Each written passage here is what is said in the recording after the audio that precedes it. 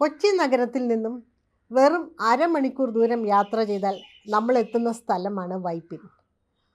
അവിടെയാണ് കാലാവസ്ഥ വ്യതിയാനത്തിൻ്റെ ഫലമായിട്ടുണ്ടാകുന്ന ദുരന്തം പേറി ഒരു വലിയ സമൂഹം ജീവിക്കുന്നത്.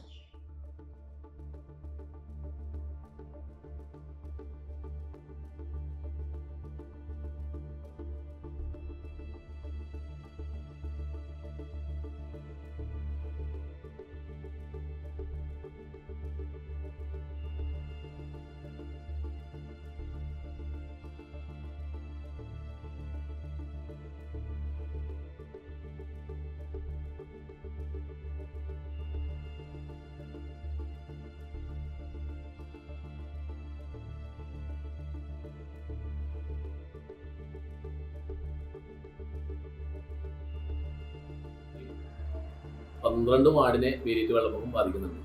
ശരിക്കും പറഞ്ഞ് ഇത് എഫക്ട് ചെയ്തേക്കുന്ന ഒരു 10 വർഷമായിട്ടാണ് ഇപ്പോൾ ശരിക്കും ഏറ്റവും കൂടുതൽ എഫക്റ്റ് നമുക്ക് മനസ്സിലായി തുടങ്ങിയേക്കണം. അതിനു മുമ്പൊന്നും നമ്മളുടെ കളിപ്പാടങ്ങൾ മത്സ്യങ്ങൾ ഇത്തിരി ലെവലായിരുന്നു. പക്ഷേ ശരിക്കും നമ്മൾ എഫക്റ്റ് ചെയ്തത് 10 വർഷം കൊണ്ട് നമ്മൾ വേലിയിടുന്നതാണ്. ശരിക്കും വലുതാണെങ്കിൽ ശരിക്കും ഈ മേഖലയിൽ മത്സ്യകൃഷിയിലേക്ക് മത്സ്യം പിടിക്കാൻ പോകാൻ പറ്റുന്ന അവസ്ഥയ്ക്ക് എത്തി. നല്ല ശതമാനം വനിതകളും ഇവിടെ മത്സ്യം പിടിക്കാൻ പോയി. അതിനെ സംബന്ധിച്ചിട്ടാൽ സ്ത്രീകൾ കൂടുതലും ഇപ്പോൾ കൈത്തൊഴിൽ എന്ന് വെച്ചാൽ കമ്പനികളിലൊക്കെയാണ് ചെമ്മീൻ കിളിയൊക്കെയാണ് ജീവിക്കുന്നത്. അതുമായി ബന്ധപ്പെട്ട് എല്ലാ വീടുകളിൽ ഇപ്പോൾ ടോയ്ലറ്റിന് പോകാൻ പറ്റാത്തൊരവസ്ഥയുമാണ്. വേലിയേറ്റ സമയങ്ങളിലൊക്കെ എത്ര വലിയ ടാങ്ക് താഴ്ത്തിയാലും നമുക്കത് വേലിയേറ്റ സമയത്ത് ഉപയോഗിച്ച് കഴിഞ്ഞാൽ അത് വെള്ളം കയറുന്നൊരവസ്ഥയാണ്. പുഴയിലെ വെള്ളമാണ് ഇവരുടെ ഇതിലേക്ക് കയറിക്കൊണ്ടിരിക്കുന്നത്, അല്ലാണ്ട് വേറെ മഴവെള്ളം അല്ല കയറണേ. അപ്പൊ എന്ന് പറഞ്ഞാൽ വേലിയേറ്റം വരുമ്പോഴാണ് ഈ വെള്ളം ഇതിലേക്ക് കയറുന്നത്. ഇതിൽ കയറിയിട്ട് നമുക്ക് നേരെ ബാത്റൂമിന്റെ ടാങ്കാണ് കാണുന്നത്. ഇത് മൊത്തം ഇടിഞ്ഞ് വീണേക്കാം. ഈ ബാത്റൂമിന്റെ ടാങ്ക് ഇടിഞ്ഞ് വീണിട്ട് ഇവർക്ക് ഉപയോഗിക്കാൻ പറ്റത്തില്ല.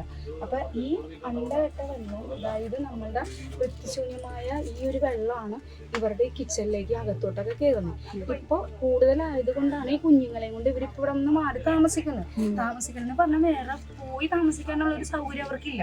ആ ചേച്ചിയുടെ സ്വന്തം വീട്ടിലാണ് ഇപ്പൊ ആ ചേച്ചി പോയി താമസിക്കുന്നത്.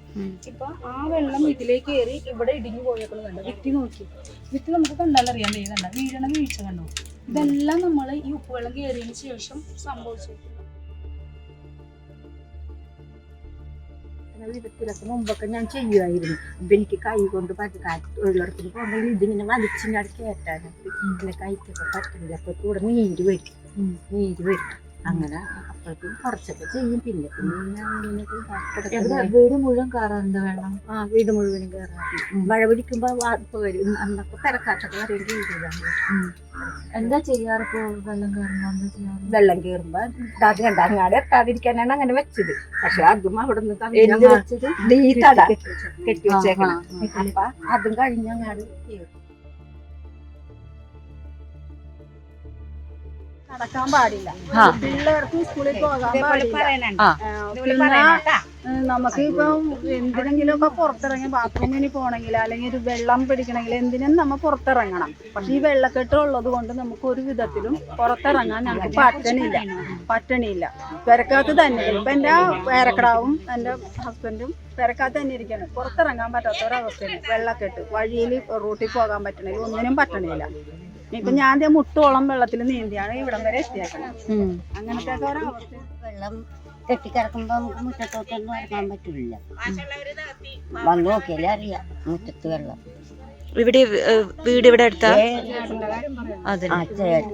നടക്കാൻ പാടില്ല. ആ പുള്ളിനെ പിടിച്ച് കൊണ്ടുവരണം, പിടിച്ച് കയറ്റണം. 72 വയസ്സ്. അമ്മച്ചി ഇപ്പോഴും തൊഴിലുറപ്പിന് പോകുന്നുണ്ട്. അതെന്തുകൊണ്ടാ പോകുന്നേ? നമ്മുടെ ബുദ്ധിമുട്ട്.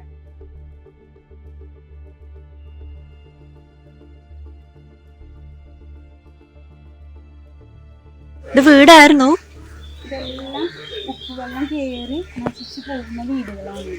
ഇപ്പൊ ഈ വീട്ടില് ഇത്രയും നല്ലൊരു വീട് പണിതിട്ട് പോലും താമസിക്കാൻ പറ്റാത്തൊരു അവസ്ഥ. പൊളിഞ്ഞു പോയതല്ലേ? ഉപ്പുവെള്ളം കയറുമ്പോഴുണ്ട് വിത്തുകളെല്ലാം പോയി വീട് തന്നെ ഇടിഞ്ഞു വീണിരിക്കാം. അതിന് അപ്പുറത്തേക്ക് ഒരു ഷെഡ് പോലെ കെട്ടിയിട്ടാണ് അവർ താമസിക്കുന്നത്. ഇപ്പോഴും അതും ഈ ഒരു അവസ്ഥയിലേക്ക് പോയിക്കൊണ്ടിരിക്കുന്നത് എന്താണ് നമ്മളിപ്പോ കാണുന്നത്. ഞാൻ എടുത്ത വീഡിയോയിൽ കുട്ടി വീടാണ് ഇപ്പോൾ കണ്ടത്, പൊട്ടിപ്പൊളിഞ്ഞ് കിടക്കുന്ന ഒരവസ്ഥ. അത് ഞാൻ കഴിഞ്ഞ പ്രാവശ്യം ബിന്ദു ചേച്ചി സാജൻ സാറൊക്കെ ആയിട്ട് വന്ന് വീഡിയോ എടുത്തിരുന്നതാണ് അന്ന് ആ വീട്. ഇപ്പോൾ അത് പൊട്ടിപ്പൊളിഞ്ഞ അവസ്ഥ കണ്ടപ്പോൾ കണ്ണീരോടെ അവരില്ല ഇവിടെ. ഇതവിടെ അടുക്കളയുണ്ട്, ഇത് അടുക്കളയുണ്ട്. അന്ന് ഇവിടെ നിന്നാണ് അങ്ങോട്ട് വന്നത്. എന്നിട്ട് എന്നോട് പറയുകയും ചെയ്തു, ചേച്ചി ബാത്റൂമിൽ ഇരിക്കാൻ ഞങ്ങൾക്ക് പറ്റില്ല, കരഞ്ഞുകൊണ്ടാണെന്ന് പറഞ്ഞത്. ഭയങ്കര വിഷമമായിരുന്നു എനിക്ക് അന്ന് കേട്ടപ്പോൾ. നമുക്ക് മഞ്ജുള മേഡം തന്ന മാതിരി കമ്മ്യൂണിറ്റി വീഡിയോ ചെയ്യാനും കമ്മ്യൂണിറ്റി മാർക്കറ്റിംഗ് ചെയ്യാനും നമ്മുടെ വാർഡുകളിൽ ഇറങ്ങിയപ്പോഴാണ് ഇത്രയും ദുരിതങ്ങൾ അനുഭവിക്കുന്ന പെൺകുട്ടികളും അമ്മച്ചിമാരും നമ്മുടെ ഈ ലോകത്ത്. The problem is not yet taken seriously, as it is not as dramatic as a river flood, a sea surge, or a landslide.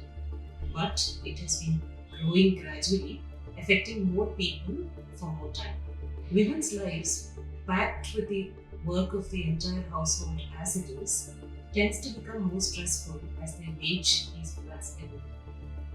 ഏതൊരു സമൂഹത്തിലും കാലാവസ്ഥ വ്യതിയാനത്തിൻ്റെ ഫലമായിട്ടുണ്ടാകുന്ന ദുരന്തം ഏറ്റവും കൂടുതൽ അനുഭവിക്കുന്നത് ആ സമൂഹത്തിലെ താഴെത്തട്ടിലുള്ള സ്ത്രീകളാണ്.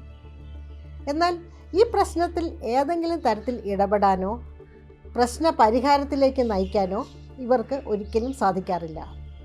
അതുകൊണ്ടാണ് ഞങ്ങൾ ഈ സ്ത്രീകളെ മുൻനിർത്തി അവരുടെ ഏരിയയിലുള്ള പ്രശ്നങ്ങൾ അവർ തന്നെ റിപ്പോർട്ട് ചെയ്യുകയും അത് നമ്മൾ അധികാരികളുടെ ശ്രദ്ധയിൽപ്പെടുത്തുകയും ചെയ്യുന്ന എന്നൊരു ആശയത്തിലേക്ക് ഞങ്ങൾ എത്തിച്ചേർന്നത്. ഇതിനെ ബേസ് ചെയ്തിട്ടാണ് ഞങ്ങൾ ചെയ്ത ഈ ഡോക്യുമെൻ്ററി.